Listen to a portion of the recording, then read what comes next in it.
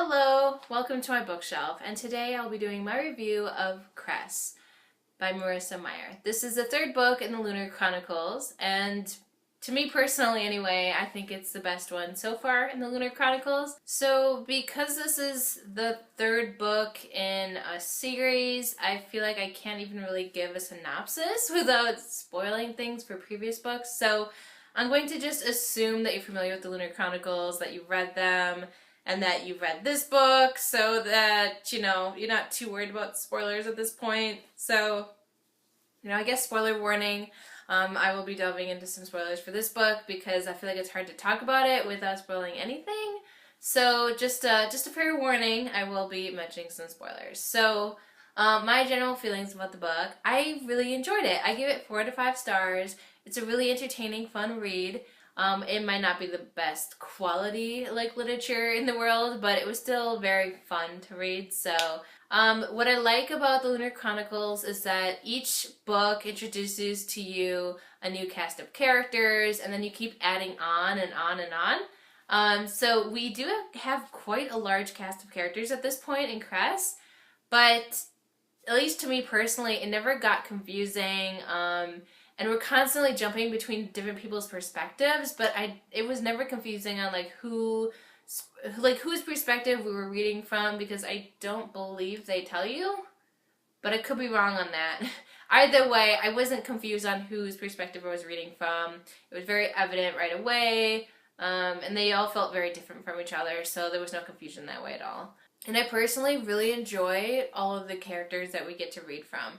I don't think there's a single person that I start reading from their perspective and I'm like, oh, I can't wait till we get to someone else's perspective. I never felt that way. Every single character in every single situation is all very exciting and interesting. So that was definitely a good thing. And as always, there's a lot of awesome female characters, which is always really cool. This whole series it seems to be just full of them. So talking about Cress, because she's the newest member of the team that's been added to the cast. She's really cute. I think that's the best way to describe her.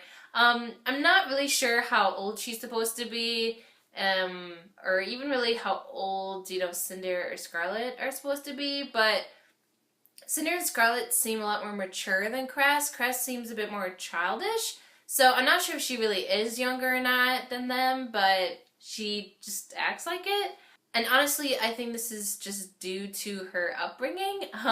She spent most of her life at this point in a satellite alone.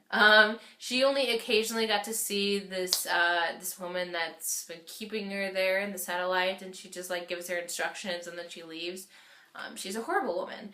So Cress has had very little human contact throughout the years, so to me it makes sense that she never really developed into a mature adult or young adult at this point, so that makes sense at least.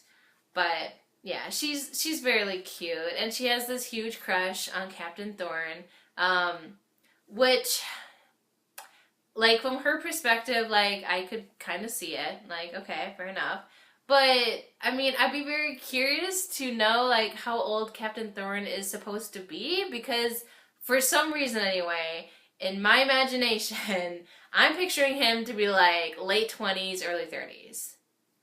That's just me.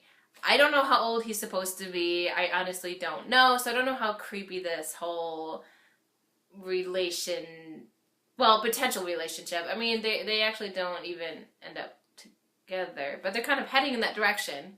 So I'm not really sure how creepy that is, because I don't know how old Captain Thorne's supposed to be, but I get the vibe that he's older, but I could be wrong on that one. So there's that, which is adorable but potentially creepy.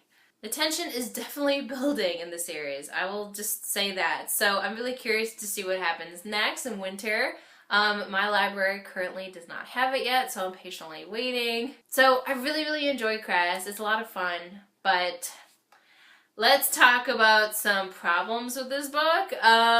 Most notably, I think the entire series suffers from this, but I think it's just most evident in this book. But the convenient scenarios that happen throughout this book is just ridiculous. I mean, this is just a trope in general for like all media where our characters are kind of thrown into this seemingly impossible situation to escape, which in real life should be virtually impossible to escape. And, you know, something very convenient happens, and then of course they escape and it's no big deal. And in this case, Thorn becomes blind very early on in the story. And of course, like, even though he has like maybe at most a couple of weeks to adjust to being blind, he's able to then so Cress is kidnapped at one point, and so they're separated. He doesn't know that she's being kidnapped, but of course he finds out about it, and then he's able to track her down and then find her, and then find Cinder, because also conveniently Cress was kidnapped and basically was taken to Cinder, which is like where they were looking. They were trying to find her in the first place, and of course the people that kidnap her take her to Cinder. Like, awfully convenient. And then awfully convenient that Thorn, even though he's blind, is able to find Cress when she's kidnapped. And of course, like, within the nick of time, because then they'll have to escape rather soon after he gets there. It's just so many conveniences all in a row. It's just like a little bit too much for me to take in. That whole scene, I was like, why even, like, to me, I don't, other than like suspenseful tension and like a plot device, like, his blindness was not necessary at all. It really just, it didn't seem to add that much to the story even. It was just like this manufactured conflict at a couple of points, and that's it. It just wasn't necessary to me. Another unnecessary point is kind of a, I guess, I'm not sure if it's supposed to be like a big reveal, but it's kind of this like shocking, you know, coincidence as well. So Cress happens to be the doctor that's been helping Cinder. I'm totally blanking on his name. He's kind of the one that helped start off this whole thing in Cinder. Of course, Cress is his daughter that he thought was murdered. Which again, to me, didn't seem necessary for the story to advance, because this doctor, he's been doing all this stuff because he thought his daughter was dead. So to me, like, this doesn't change his motivation at all. Like, it doesn't change anything, because Cress only knows for like a minute, and they have no time together really before he, you know, they have to escape and all that, and then he tragically dies. So it was very odd, and honestly not necessary. It doesn't add to anything, I don't think, except it's just like, oh, we're all interconnected in this, like, what a smart world kind of moment. It was rather odd to me, and also oddly convenient. So those are like the really big, obvious coincidences / convenient things that happened in the book, but it was just, I mean, that's always there, especially in YA, but it was just too much for me. I was like, really, I mean, that kind of made me want to bring it down to a 3-star personally.